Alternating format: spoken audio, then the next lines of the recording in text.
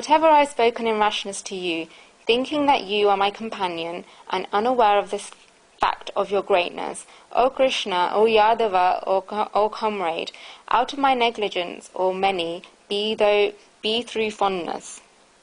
The stuti, hymn in praise, that Arjuna started from the 36th verse of this 11th chapter of the Gita and lasts through 9 verses, also including the 37th through to the 44th verses, is the stuti, hymn in praise, full of endless feelings.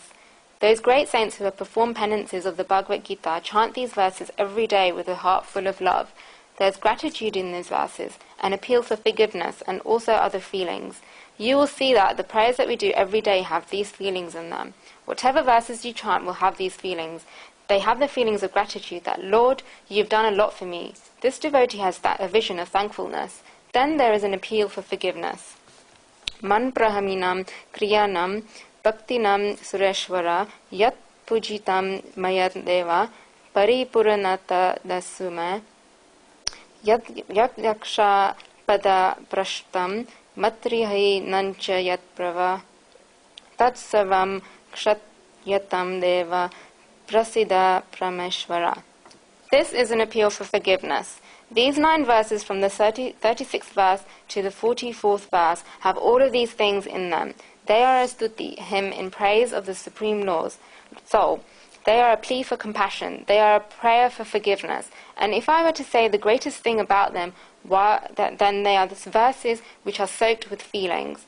They are those who have attained something while walking on the path of the Supreme Soul, or who have had experience of the Supreme Truth. Each of them will have this mental state that Arjuna has in the 41st and 42nd verses. If we have had a little bit of magic of the truth of God, then we cannot go without saying in this state, Arjuna says, Lord, I used to consider you as a friend. Sakha means friend. Arjuna used to consider the Lord as a friend. Arjuna says that believing this, he did not know about this fact of the greatness of the Lord. I will make one thing clear. The majority of commentators and translators of the Gita have put the word idam before mahimamam. But those who are wise say that idam before mahimamam cannot be placed together. The reason is that the idam is of the neutral gender and mahimanam is a different gender. Therefore, you cannot say idam mahimanam. What is idam? It is idam rupam. Therefore, Arjuna is saying, Lord, without knowing this form of yours and this greatness of yours, Arjuna says out of love or out of procrastination, he may have called the Supreme Soul or Krishna or Yadava or comrade, and he may have spoken whatever in rashness to the Supreme Soul. Arjuna then continues this in the next verse, but we should understand this speech by Arjuna a little. Arjuna says, Lord, until now I have not been able to know you, and Lord, your greatness was in this. This is the greatest thing of all about Sri Krishna, that he himself lived with Arjuna for so long, but Arjuna did not know that he was the Supreme Soul.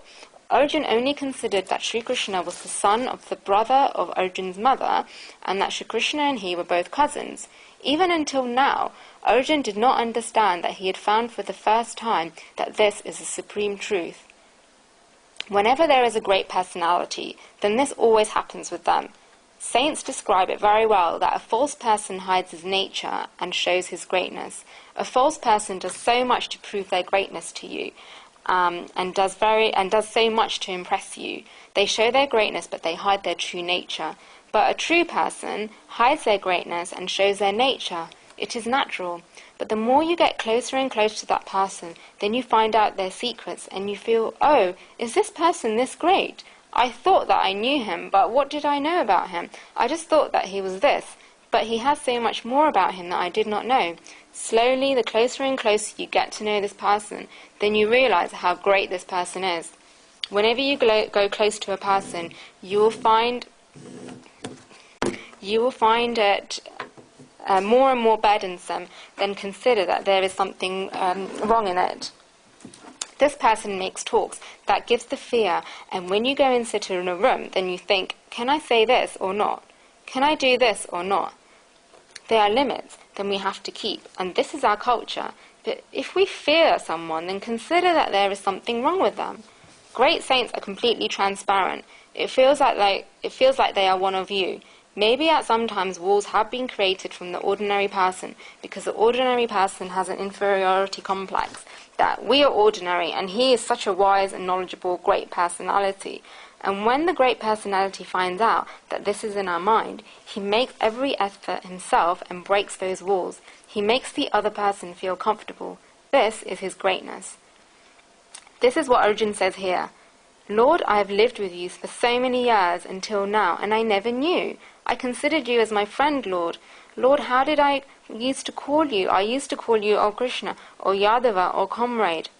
Only Indian culture and Indian literature of etiquette says that when we have respect towards a person, when we have love in our hearts towards a person, and when we have adoration towards a person, then we should never call them using their name. If there is a difference between mannerisms in the East and the West, then this is it. In Western thought, if one has feelings towards another, then they straight away call them using their name. On the other hand, Indian culture says, if you have respect, adoration and love towards a person, then you should never call them using their names. This is why you will see that in ancient India, and also in the recent past, Indian wives never used to call their husband by their name. The wife will say he, and when the wife says he, then the husband understands that the lightning call has come. The wives never used to take their husband's name. Guruji says that he once had a discourse in Leicester in the UK, and we were going to eat at a place. I was given an invitation that, brother, come and eat. I do not eat foods that are catered and have spices and oils, but they told me, no, it is food made at home and we have made it with a lot of feelings. A woman had come to invite me. She was full of feelings and told me that she had made a dish especially for their brother. I told them, I take God's plate, but what is the use if I eat from your brother's plate? Understand that it is the God's plate that I would take, but how will I take your own brother's plate? She then told me that her husband was called Mohan Bai. I now write about an event that took place 47 to 50 years ago. A person was living in the UK. He went to India, got married and brought his wife to the UK. They built their friendship with the people around them. Whenever it was Sunday and a holiday, they would go and travel, and they did things like this. At the beginning of their marriage, they would look after each other. They'd go travelling and do all of these things. One day it was a Sunday, and they both gone out at night time to watch a film at the cinema. They came home having watched the film, and the next morning the person woke up and went to work. All the women in the neighbourhood got together, and they told the wife that there was a padlock at night time at their place, and these people were looking after everything. They told her that there was a padlock at her place, and she said, yes, we went to go travelling. And they said, really, did you go to travel? Where did you go to travel? The wife said that they went to see a film at the cinema. 47 to 50 years ago, it was a big event to go to see a film at the cinema. It was a very big thing. So now, if you just press one or two buttons and you can see a film, that changes. But around 50 years ago, it was a really big event. The wife said that they'd been to see a film, and all the women in the neighbourhood asked which film they went to see. This woman felt very shy, and she put a part of her sari dress between her teeth and said, Tamara bai, bail baje, which means, your brother's anklets are ringing. Her husband was called Janak Bai. She could not take her husband's name, and she had a lot of love and feeling towards her husband, but the film was actually called Tamara Janak, bail baje. So she said Bai instead of Janak and called it Tamara Bai, bail baje. So this is our culture. And now, what can we talk about above? It was said that if a wife calls her husband by his name, then the husband's longevity reduces. Guruji wants to make it clear that this is not the scriptures. This is actually not said in any religious scriptures. There is no principle like this. It was a belief that came, and therefore, why is it we would never call the husband's name? Why their names out of their feelings towards their husbands? If you have adoration towards someone, then you should not call them using their name. With the above same rule, Arjun says here, Lord, I used to call you by your name. I used to say, O Krishna, O Yadava, O comrade, Lord. You are so great and you are so adorable, and yet I used to call you by your name. I used to say, O Krishna, O Yadava, let's go. I used to say, O comrade, Lord, I took it for granted. I have made a mistake, Lord. I said this to you, unaware of this fact of your greatness. If we think about this verse even more, Arjun says that, Lord, I did not know about your greatness. Arjun admits that he did not know about the Lord's greatness, but does this mean that Arjun absolutely did not know about the Lord's greatness? No, Arjun did not know about this. It is not as if Arjun knew absolutely nothing about it. This is because we know that before the war of the Mahabharata, when Arjun and Duryodhana went and sat at the palace of the Dwarika, they had to bargain between the Supreme Soul and said, on one hand is my entire fierce army of Yadavas with their weapons, and on the other side is me without any weapons. Choose whatever you want. Arjun shows that I want Sri Krishna. That I want Sri Krishna. On one hand there was Sri Krishna's entire army, and I thought, if I were not have this, then it does not matter. But I want Sri Krishna without weapons and as a charioteer. This means Arjun knew about Sri Krishna's greatness.